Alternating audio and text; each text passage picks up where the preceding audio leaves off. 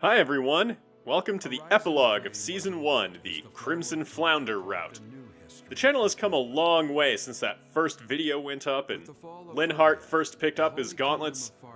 The viewer base has grown a lot too. I've said it a few times now, but I really appreciate all of you. Not just for helping the channel grow, but for offering all of your appreciation and enthusiasm. Without you all, I'm not sure I would have had the motivation to keep going through to the end. I never imagined I'd be looking at growth like the channel has had.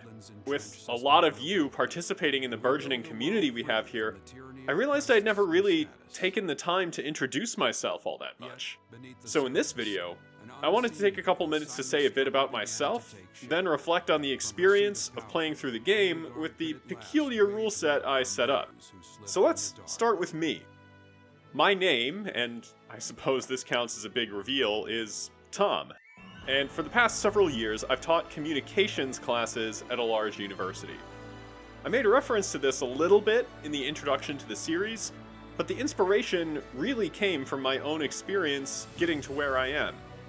The insight that I'm not sure people know intuitively is that teaching is actually quite difficult, and doing it well takes a very different set of skills than just mastering the subject material. It took me a very long time to get to a point where I felt confident in much of anything that I was doing in my classes. So when I started playing Three Houses, one of the least realistic parts of this game about teenagers saving the world from dragons using swords and sorcery was this random kid with amnesia just becoming a rock star teacher, all because he's supposedly a good fighter himself. What I sought to create was something more akin to what would actually happen. Someone that could excel in the subject material, which is the tactical combat, but struggle to figure out how teaching works. That is, the overall strategy component of leveling skills on the students. After getting through the game the way I did, I really came to appreciate the versatility the open-ended class system gives you to craft your own experience with the game. You can make super optimized builds to do things like low turn count challenges with stride warp strategies, and you can do solo runs with individual characters, you can do special story-based restrictions, and of course you can do stuff like I did. That flexibility lets you tell your own stories on top of the already excellent characterization the creators and voice actors put in, and puts several layers into the game that wouldn't exist otherwise. My nitpick would be that some of the writing and character models assume that the characters are going to be progressing in their strengths. I totally understand how difficult it would be to have different branching scripts and everything like that for so many different choices that the players have available, but it would have been nice to have some recognition in the official dialogue that Linhardt had been busy sucker punching his way across all of Fodlan.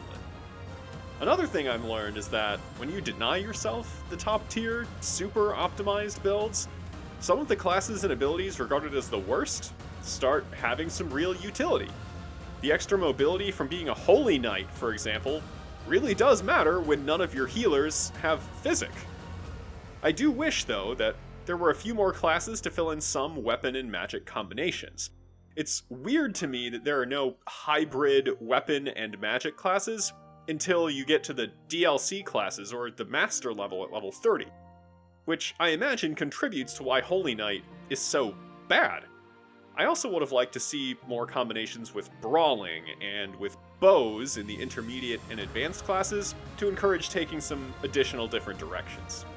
Alright, that's enough rumination on the game for now. Let's take a look at the characters' endings and think a little bit about how they performed in this playthrough. As you can see, we're skipping over a few of the characters that we didn't really get to use very much, so there wasn't much interesting to say about them. Let's start with Alois. Alois had the primary weakness in Reason, so obviously he needed to be a mage. He just didn't have enough screen time, really, to get well developed. He was a good adjutant to Petra.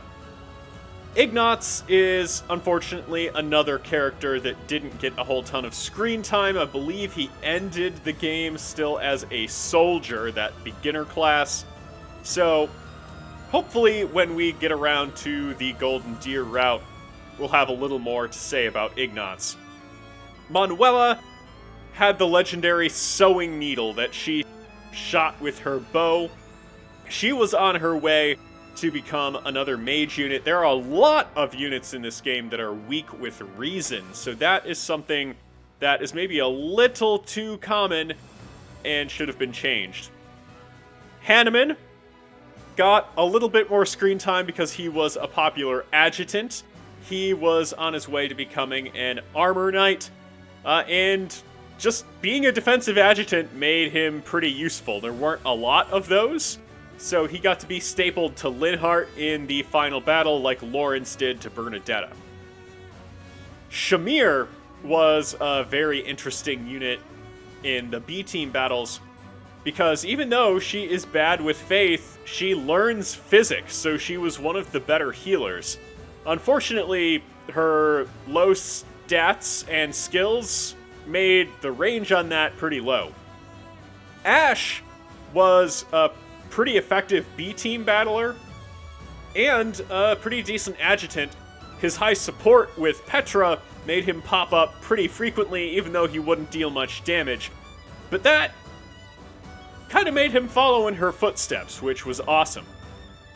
Now, Sylvain did get far enough to have an identity as an archer following up to Ferdinand, but we had to stop doing the B-team battles when we got past the time skip, so he didn't really get to develop much of his own character beyond that. So in Blue Lions, hopefully he'll get that chance to be like a Ferdy boy. Lawrence did get to carve out an independent identity for himself as that defensive adjutant for Bernadetta.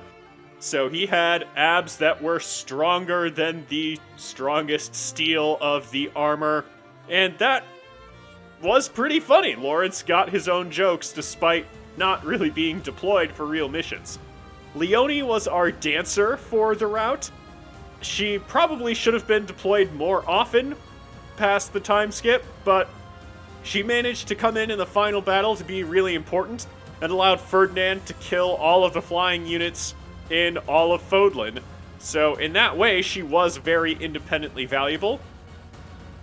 The Ashen Wolves, most of them didn't get a whole lot of screen time. We got to see Constance and Happy in their respective paralogs, where they were actually pretty good. Constance was shaping up to be a decent and very fashionable Fortress Knight, and Happy was another mage that had physic, so she would have been a very good healer, maybe a good war cleric if she ever got that far.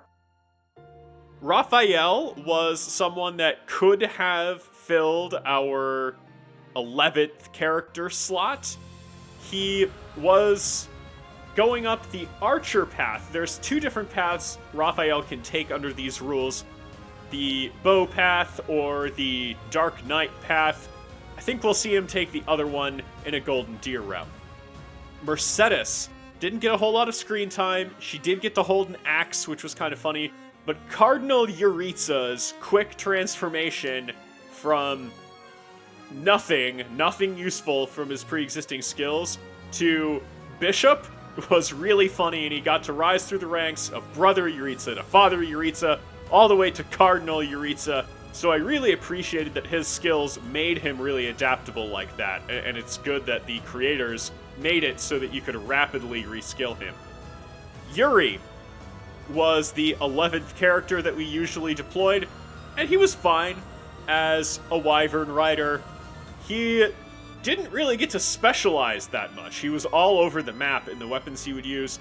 Balthus had that one moment where he became an honorary Ferdy boy, but didn't get the spotlight a whole lot outside of his own paralogue. Dorothea is probably the single most tragic unit of the entire run. She had this beautiful transformation from virtually useless to really powerful personification of death. I was really sad to see her die at the very end. Caspar and Petra were our most powerful mages. Caspar was actually quite good once he got Thyrsus. He got to be our little glass cannon. Petra got to fulfill a role that a lot of magic units don't usually when you're playing the game normally, which is a dodge tank as well as powerful magic user. She got to double a lot, which mages don't usually do, so she played a lot differently than the mages I would typically use playing the game normally. Ferdinand, we know, was incredibly valuable, the leader of the Ferdy Boys, meme lord, 69 damage crits all around. We know how awesome he was. Bernie, I think, is underrated. She was an incredible tank that could actually dish out a ton of damage at the end of the game, and even I would forget that she was capable of that at times. But she took out things really unexpectedly to help us get through that final map. Edelgard and Hubert. How could we talk about Crimson Flower without them? Edelgard, I think, got to be a little under the radar, which she doesn't usually in Crimson Flower. She didn't get the MVP all that much, but she was a pretty powerful unit in her own right with the pointy stick. And Hubert earned his spot in the Ferdy Boys as one of the Sky Reapers that could use Thundershock, that could go around with his Killer Axe. He got a ton done in his own right. I'll talk a little bit about Syleth. He was an adequate unit. He was not actually that great in his role as a Dark Mage, which is pretty appropriate for the character that got built up. Linhardt, I think, was the biggest surprise from when you look at those very early videos of who would carry the run or not, and he turned out to be the absolute best, not just from the mismatch of his character to what he was doing, but the sheer feats that he managed to pull off. Thank you all for watching. I've appreciated you all throughout this run. In Season 2, it looks like we'll be doing the Blue Lions. There's a 2-to-1 advantage from the poll results. So, I'll see you all in a few weeks with Episode 1.